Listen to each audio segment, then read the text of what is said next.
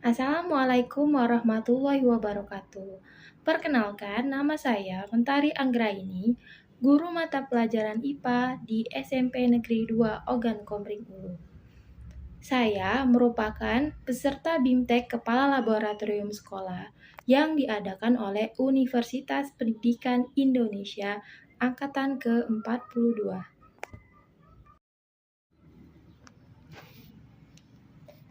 BIMTEK Kepala Laboratorium Universitas Pendidikan Indonesia adalah program yang dirancang untuk meningkatkan kompetensi kepala laboratorium sekolah dalam memimpin dan mengelola laboratorium yang ada di sekolah secara efektif.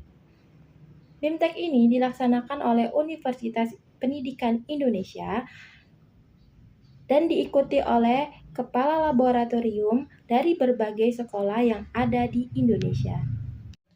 Ayo kita belajar mengenai genetik dan pewarisan sifat. Dapatkah kalian menemukan perbedaan pada gambar?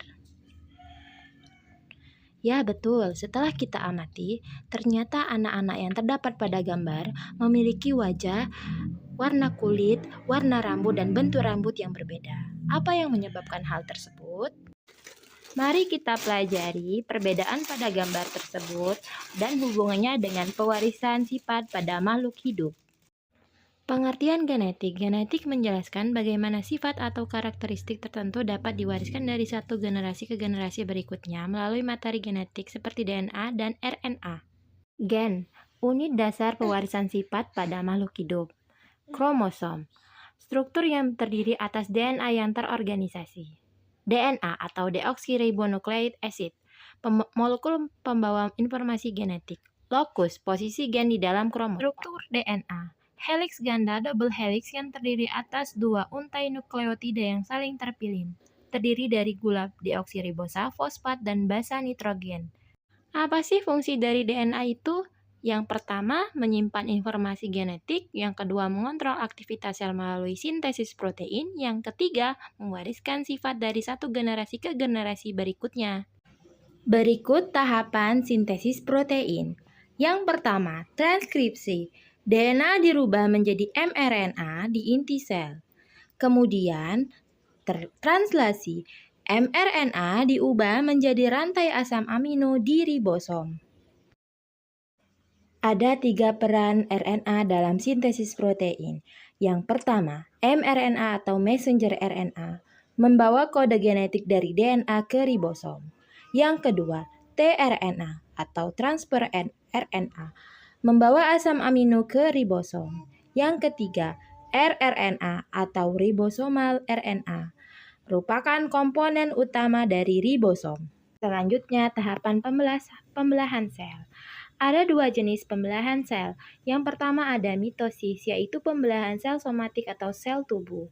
Ini terjadi pada sel-sel tubuh makhluk hidup. Yang kedua adalah pembelahan meiosis, yaitu pembelahan sel gamet atau reproduksi. Sel inilah yang diturunkan dari satu generasi ke generasi.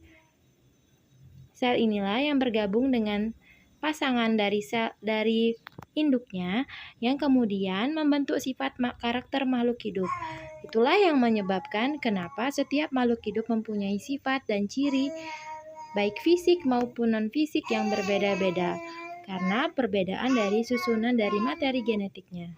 Berikut tahapan mitosis atau proses pembelahan sel somatik menghasilkan 2 sel anakan yang identik dengan genetik sel induk. Penting untuk pertumbuhan, perbaikan jaringan, dan regenerasi. Ada 4 tahapan. Yang pertama adalah profase, di mana kromosom terlihat dan membran inti mulai hancur. Yang kedua, metafase.